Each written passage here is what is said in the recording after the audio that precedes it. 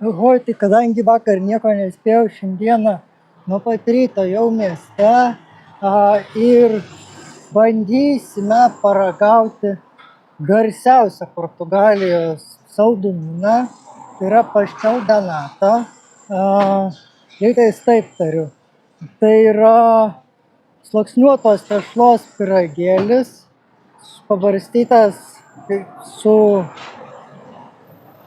Tai yra sluoksniuotos tešlos pyragėlis, tešloj su daug sviesto ir kiaušinių kremų, kepamas labai aukštoj temperatūroj, todėl tokios dėmės susidaro ant viršaus ir jisai valgomas šiltas dažniausiai ir su barstoma ant jo cukraus pudros ir cinamono. Tai va, einam paragauti.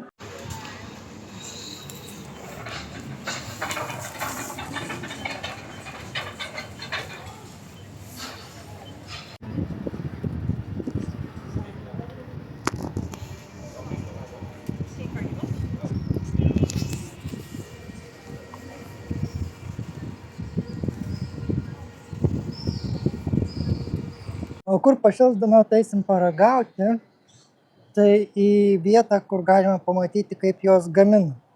Tai šviežumo prasme tikrai šviežiau negali būti. Ir būtent jie tuo specializuojasi.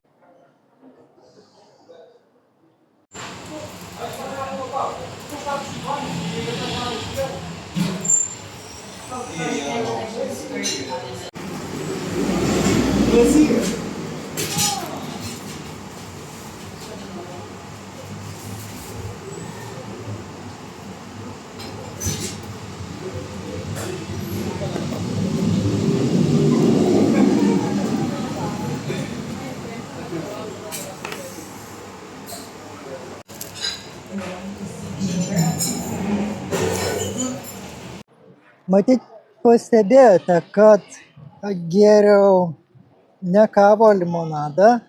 Ir taip yra todėl, kad prie pat yra žymiausia ir tikriausiai seniausia Lisabonos kavinė.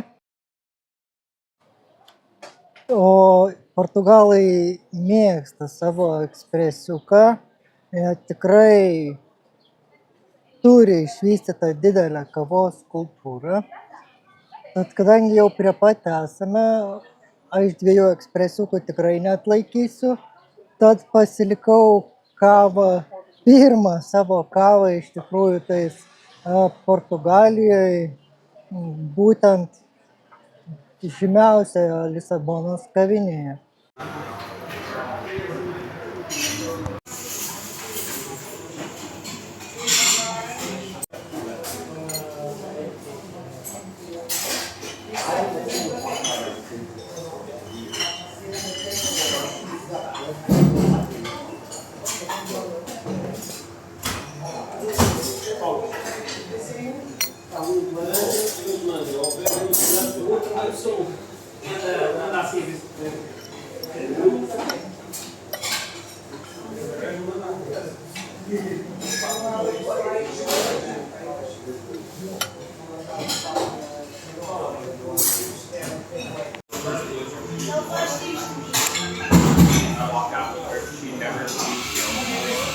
Tai grįžau aš atgal, šiaip ne visai pakeliui, bet tikrai negalėjau praleisti, nežinau, seniausia pasauly, seniausia Lisabonoj, bet turi Gineso rekordų kaip seniausias knygynas, greičiausiai Lisabonoje.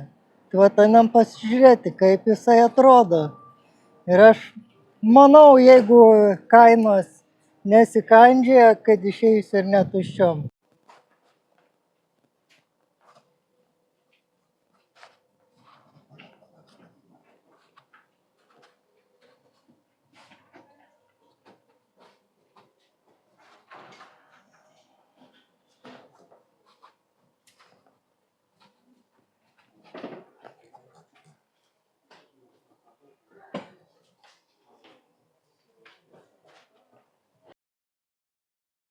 Tai jau buvau atsispyręs beveik pagundai nusipirkti.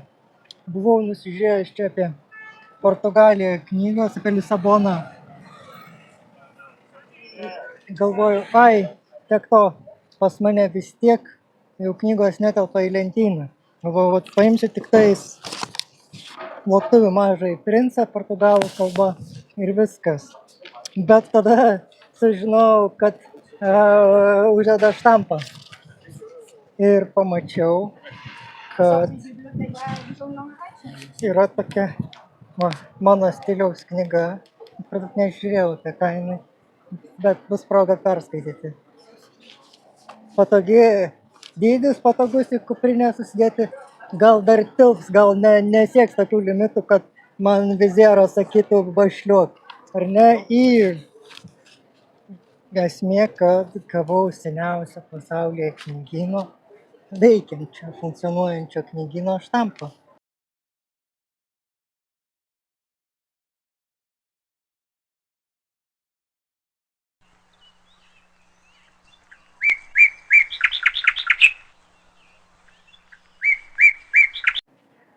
Tai pamatęs išskirtinius plakatus, pagalvojau užsukti į vietą. Iš tikrųjų labai įdomi parduotuvė.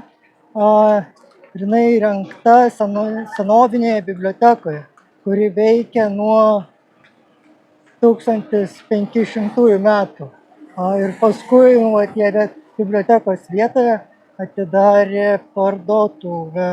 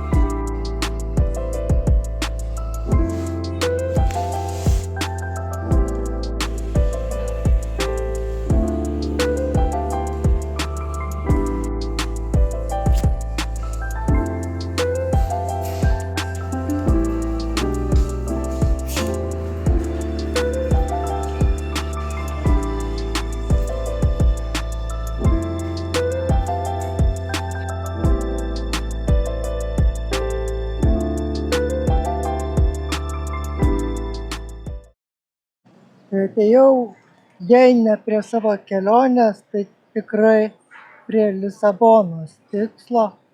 Tai yra vieta, kur gimė Šventas Antanas. Dabar čia padaryta bažnyčia ir muziejus. Tai einam pasižiūrėti.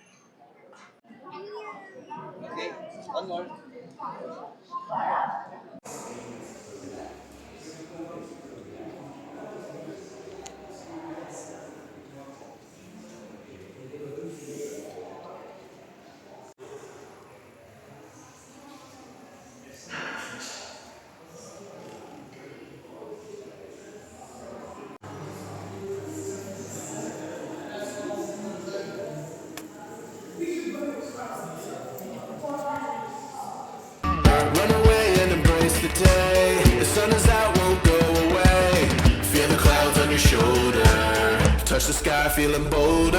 Going out, going all the way. Going high, yeah, yeah, high, yeah, yeah. Going out, going all the way. Going high, higher. Going all the way, going up. Going all the way, going up. Going all the way, going higher.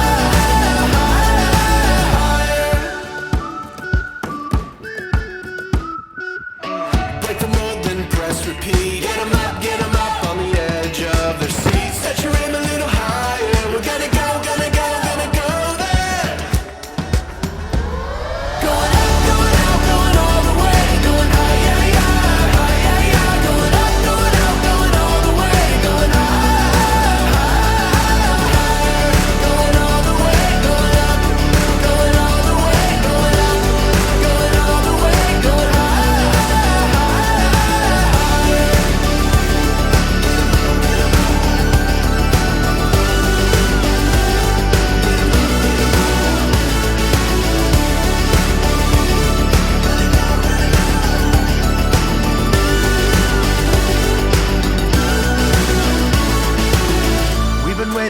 so long. We've been waiting for this time to begin. We ain't getting any older. I kinda feel a little younger.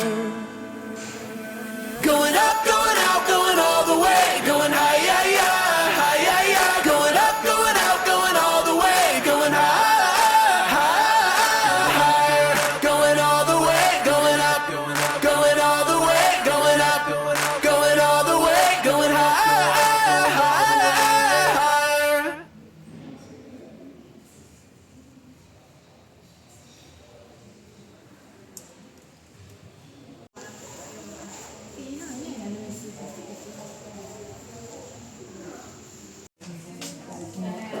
Tai būtent ar ne Lisabonoje šičia gimė Šventasis Antanas ir yra vienintelis realiai portugalų šventasis bažnyčios daktaras.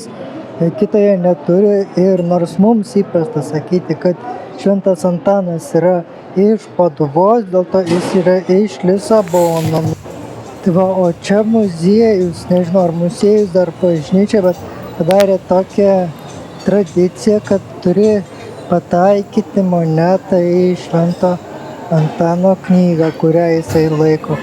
Ne, tai yra throw a coin, find the love, tai kad surasti meilę, bet tom pačiu, jeigu pataikai, nueini į muziejų, gauni sertifikatą, kad pataikai savo taiklumo įrodymo. Tokia unikali vietos tradicija.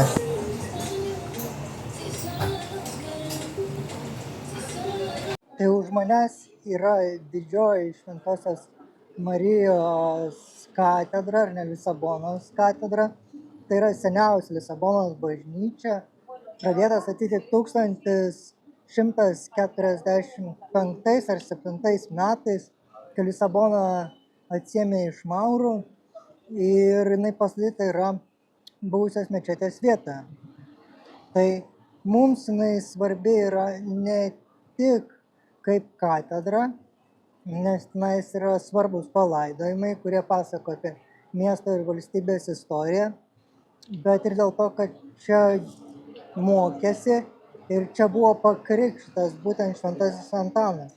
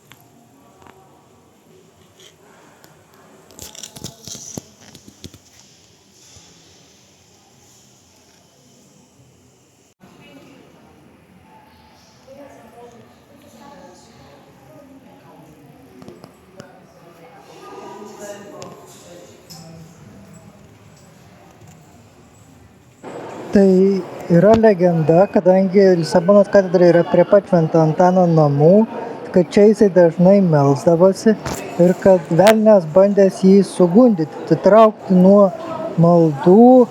Čia Šventas Antanas dar toliau meldėsi, padarė kryžiaus ženklą ir velnias pabėgo. O bėgdamas paliko įspaudą bažnyčioje. Tai tokia legenda apie Šventą Antaną ir Lisabonos katedrą. Taip pat yra Lisabonos katedroje istorijų apie Švento Antano pamokslavimą žuvims. Jie mėgs, nors didysis stebuklas įvyko būtent Paduvoj, ar ten Italijoje, ne visai Paduvoj, bet kadangi prie pat yra upė, tai būtent, kad jau ir anksčiau Šventas Antanas pamokslavo žuvims. O kadangi diena karšta, tai po Lisabonos katedros nėra kur dėtis ir išvariau į akvariumą, nes yra nesvarbu, pridėjai parašysiu, kaip oficialiai vadinasi, nes kaip pas mus jūrų muziejus, tai čia vandenyno muziejus išvertus, ar ne, Ocean Museum. Tai va, čia apylinkės gražios prie pat upės, ar ne, bet va, vanduo atsigaivinti galima. Ir va jau įeinam į akvariumą. Tai iš tikrųjų įspūdingas akvariumas, nors mums iš pajūrų muziejaus tiki visi kažko labai daug, bet čia va, 2 ekspozicijos, o tada paskui įeini į akvariumą ir yra vienas didžiulis 3-4 aukštų akvariumas, na jis visko plaukioja, ne, ir tu eini aplinkui, leidėsi ir ten tada papildomai viskas padaryta. Ir viską realiai nuo paskubėjus, taip speedruninant per valandą, neskubant, nu max 3 valandos tenais, jau su visais pačilinimais ir parelaksavimais. Agora vamos entrar num sítio onde é muito frio e onde estão uns animais assim pretos, com uma parte branca, que andam assim.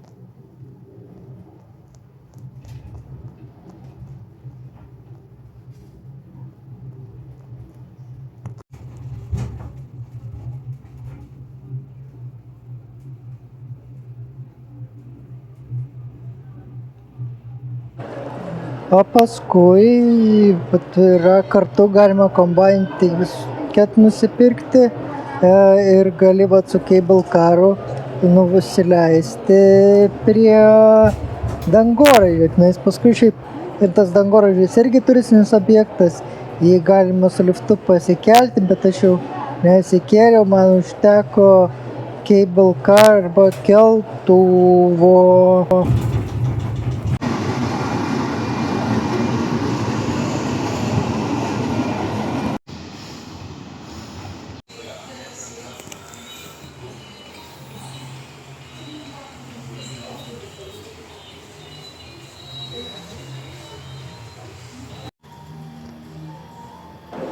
O vakarieniai tai atsisakiau idėjos ieškoti vietinio maisto, papirko mane iš tą anime kavinę, tai aš išėjau valgyti azijietiško maisto.